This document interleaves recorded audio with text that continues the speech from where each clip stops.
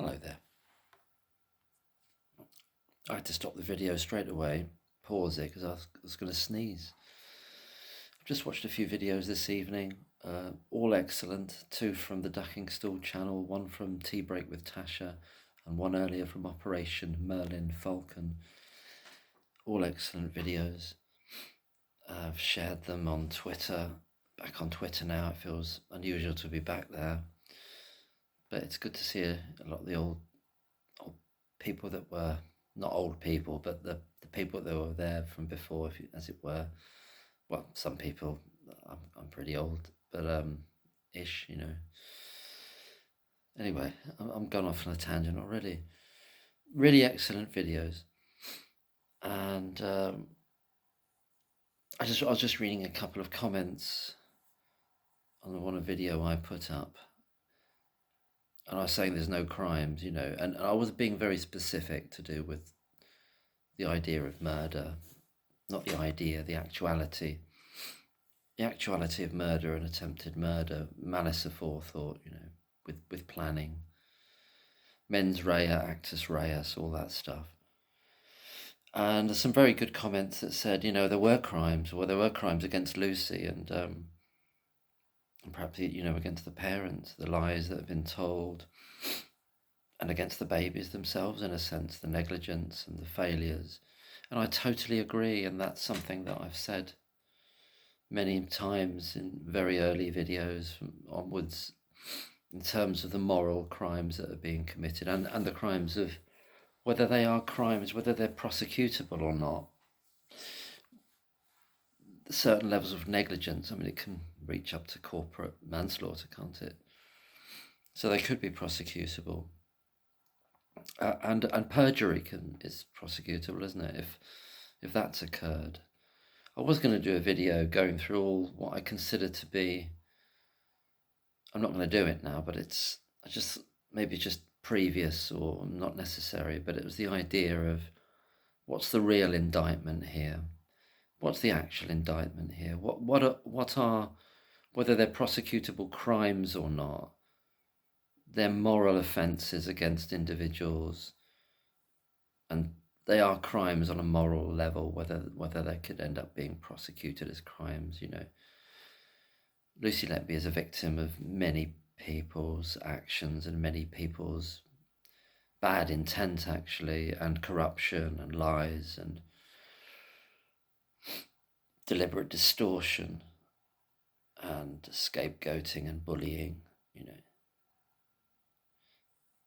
Is there a crime of bullying? No, I mean, you know, but it can destroy people, and it has destroyed her life to the extent, presently anyway, you know.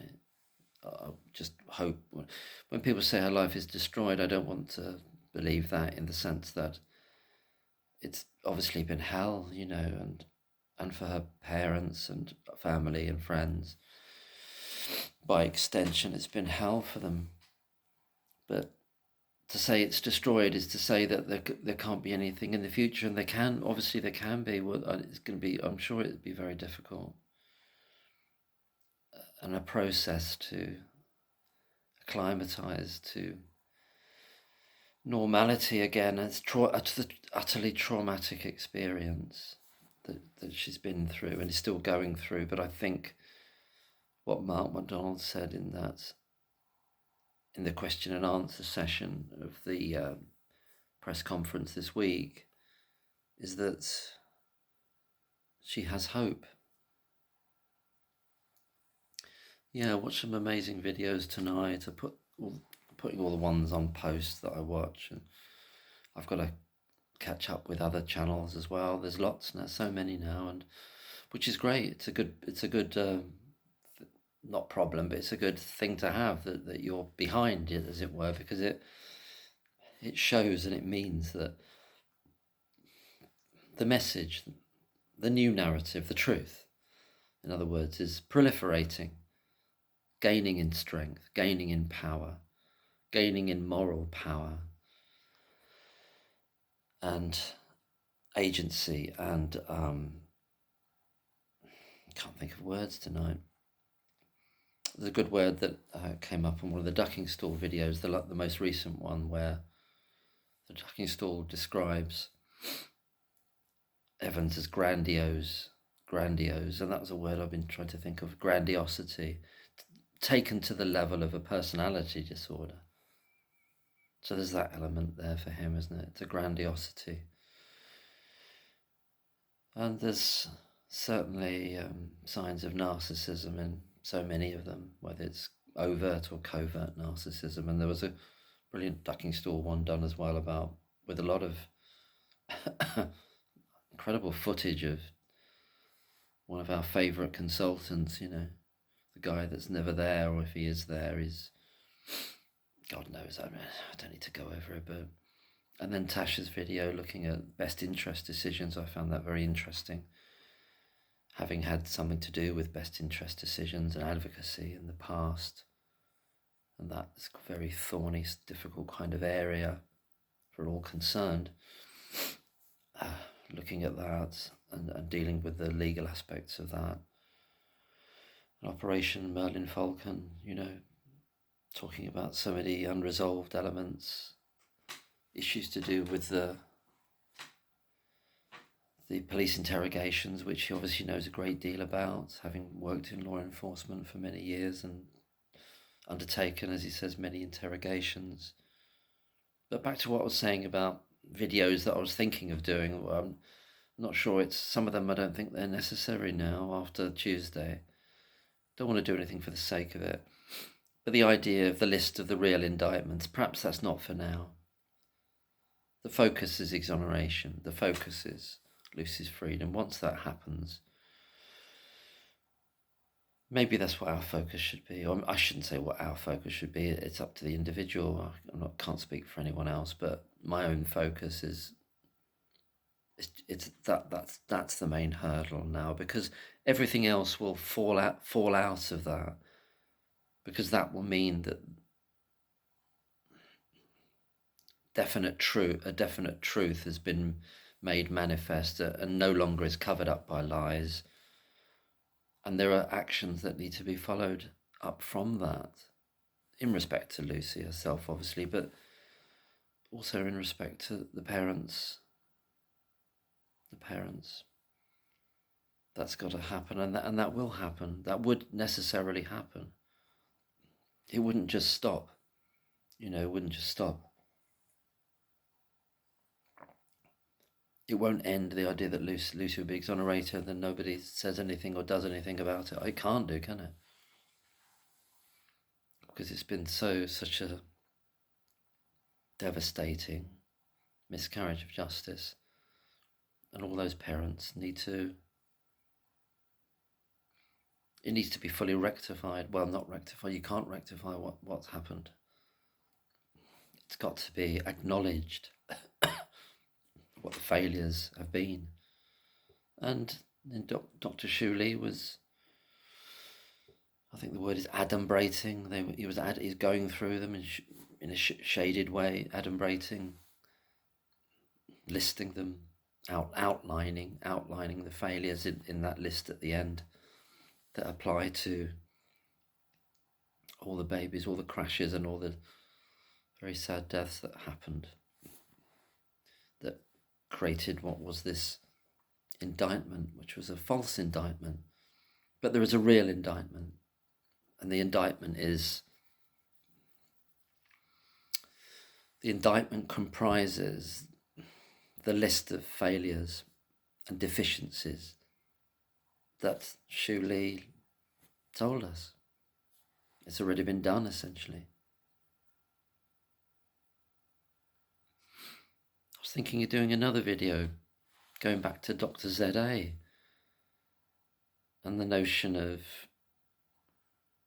her being responsible for looking at that first blood test and deciding that, no, it's obviously wrong, it's nonsense, and we can't repeat it.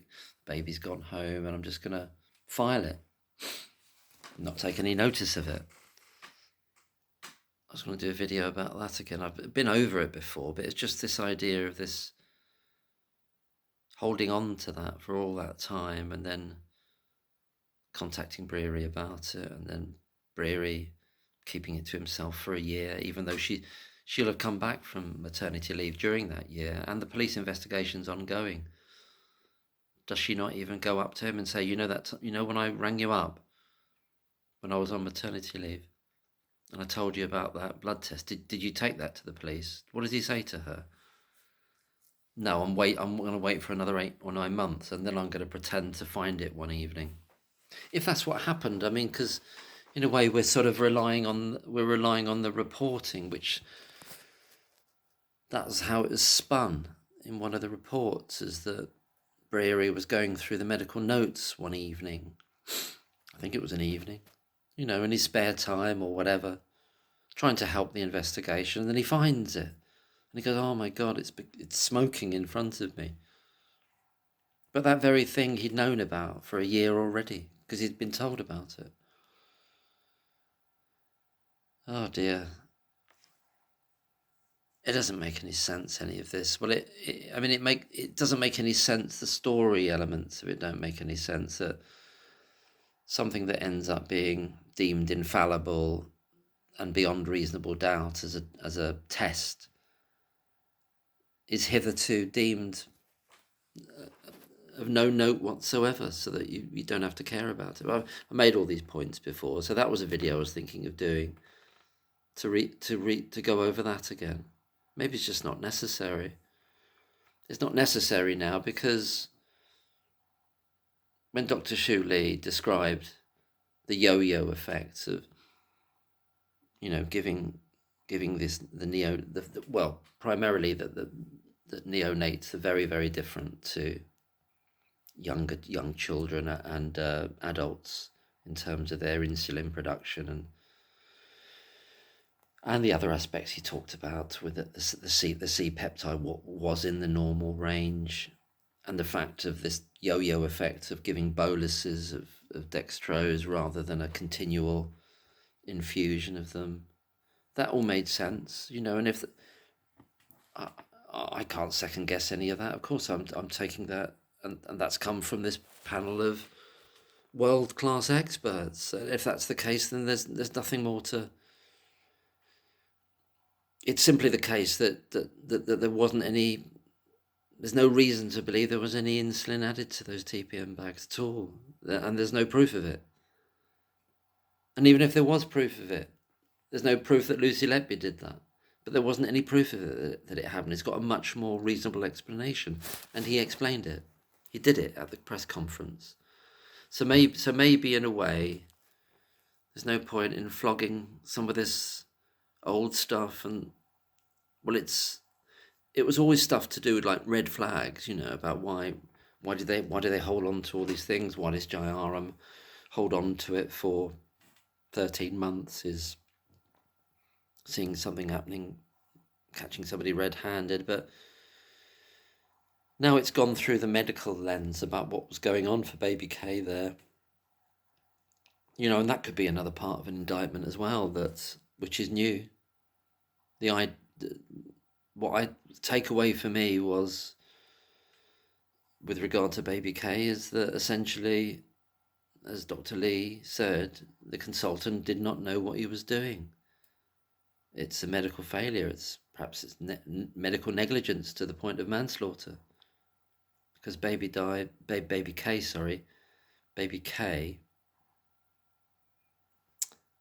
I feel bad about tripping over my words there.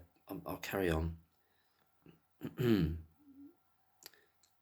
Baby K sadly died afterwards, and that's because, well, according to Dr. Shu Lee, Jayaram didn't understand the mechanics of ventilation, didn't understand the capnograph, didn't understand the ramifications of using a tube that was allowing a 94% air leak. Didn't understand it. Didn't know about it, And in all likelihood, committed perjury with regard to the timings, with regard to the alarms, with regard to the untruth. Well, whether it was a deliberate untruth or just conveniently stated to back up the case that saying that the baby had been given morphine before, when it actually had been given morphine afterwards in the notes. But just the blithe changing of the timings just to fit with the new CPS data, not what the door data that the CPS had collected, and then acknowledge that they'd got it the wrong way round. And just change it. You can just change his time then.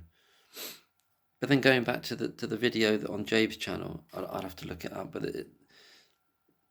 the lady that did that video, I should look it up now. But you know the one, brilliant video. Not done by Jabe, but Jabe put it up on her channel.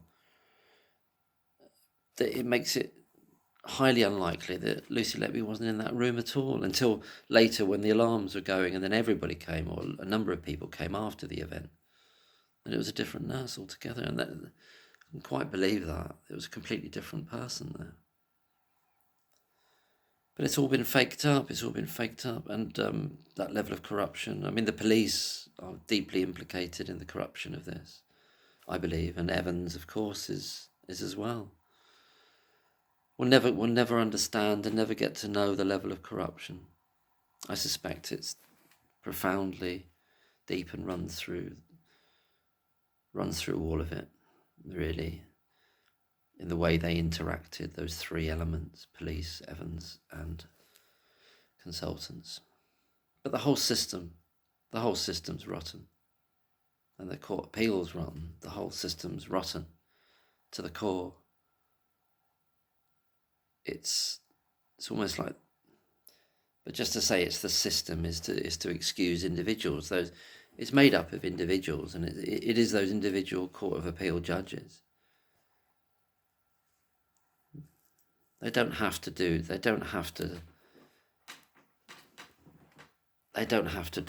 should have given an appeal. Of course they should. And that should be on their conscience.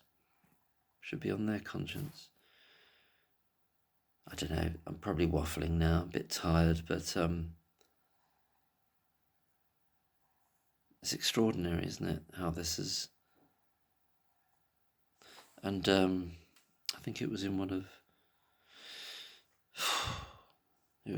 the Ducking Stools videos, mentioned Luke Mitchell case. He's been in prison for 20 years now, I think, nearly 20 years, I think.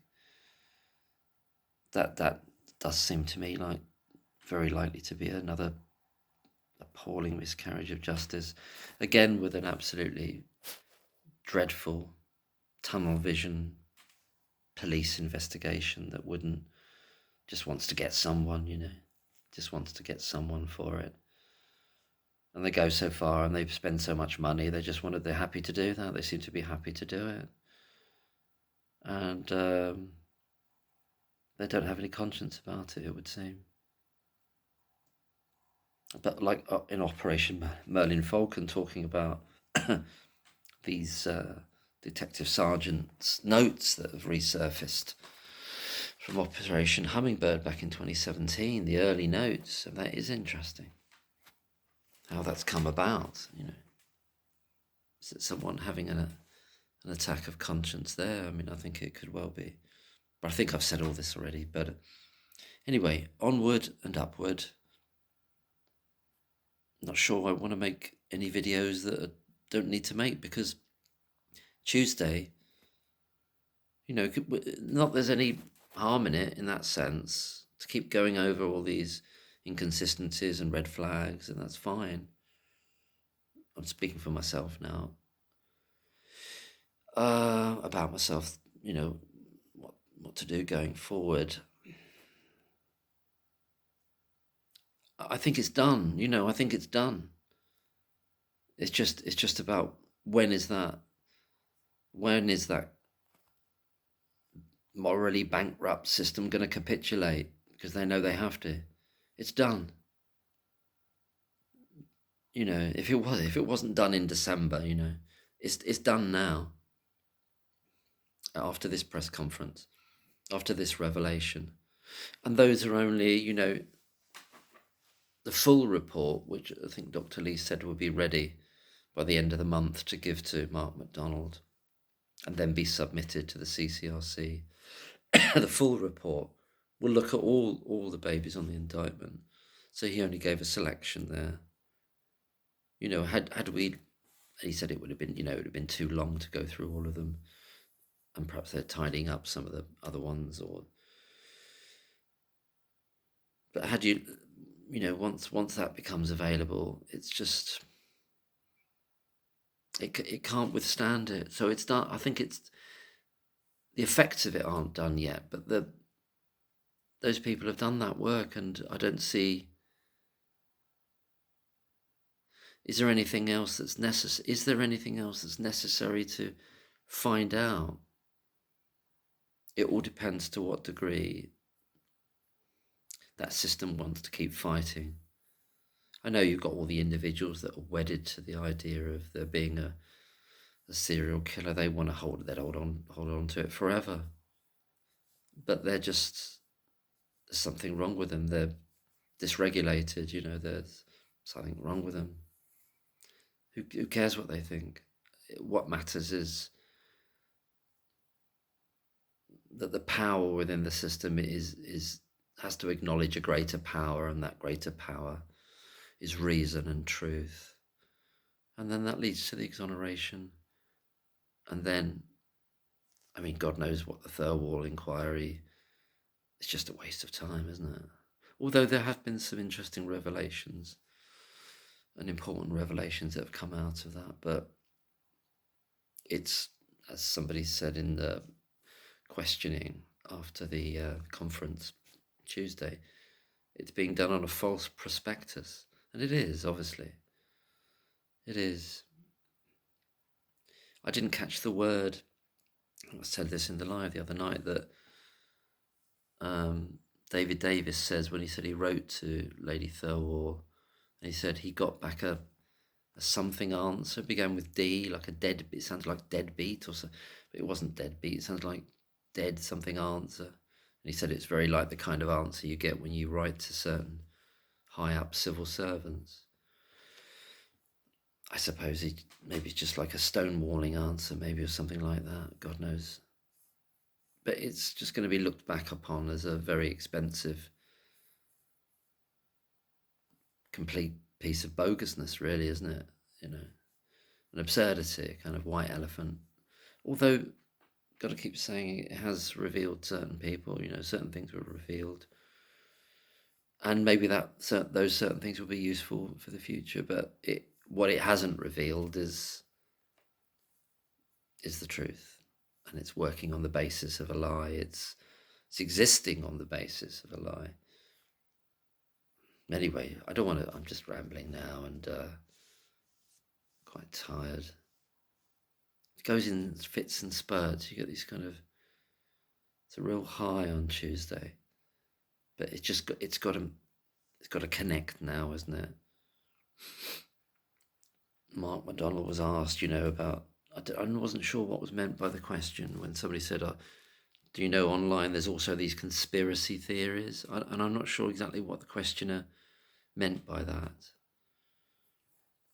But Mark McDonald he said, I don't listen to them, I don't look at them, I'm just focused on the CCRC application and the fact it's an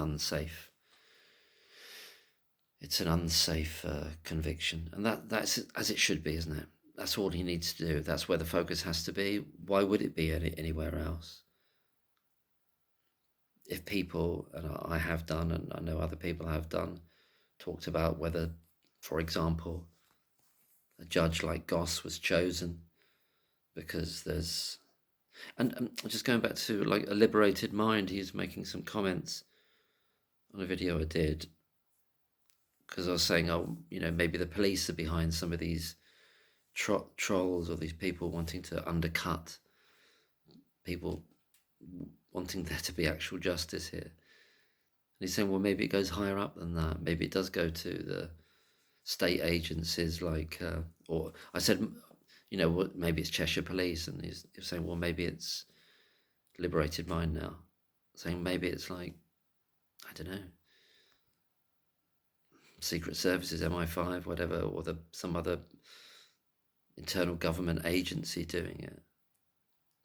And maybe these kind of things that we do think, and quite a few people do think that there's a lot more behind this, that it was designated that it had to be, Lucy Letby had to be found guilty, and everything was, all the stops are pulled out in two directions, two main directions, one to do with the judge, and the other one to do with the paucity, the failures, the lacunae in the defence, the gaps that are very hard to explain. And again, you can understand why Mark McDonald's not going to, he doesn't need to, he just has to have the one focus, which is what he's got. And allied with that report that he's been given, he doesn't need to go down these other avenues, because anything like that, it would get in the way, because the bad actors, the bad energies are looking for any way to attack, and you can't give them the ammunition. It's all right for sort of somebody doing a YouTube video or whatever, and we've got the right to speak and think more broadly about it, because we're not being charged. We're not the people that we're not the legal representatives, but we care about it. We care deeply about it, and we care about what possible other ramifications there might be. Probably never be able to prove them. But it does go to the heart of the matter, being that the justice system as a whole is not fit for purpose. So many elements of it are not fit for purpose. And you can't tinker at this. It's got to be radically changed. And I think it should have as part of the fallout of this of this reversal and exoneration of an obviously innocent person. One of the fallout, an aspect of the fallout should be that, a very strong overhaul of that whole system. Anyway, leave it there. I'm running out of steam. Take care, everyone. Hope you're all well. It's very emotional, isn't it? All this stuff brings up a lot of emotions, and it's all going to come. It's doing well. Things are going well. Things are really going well in terms of things have to come right. They have to be put right, and they are being. Good night.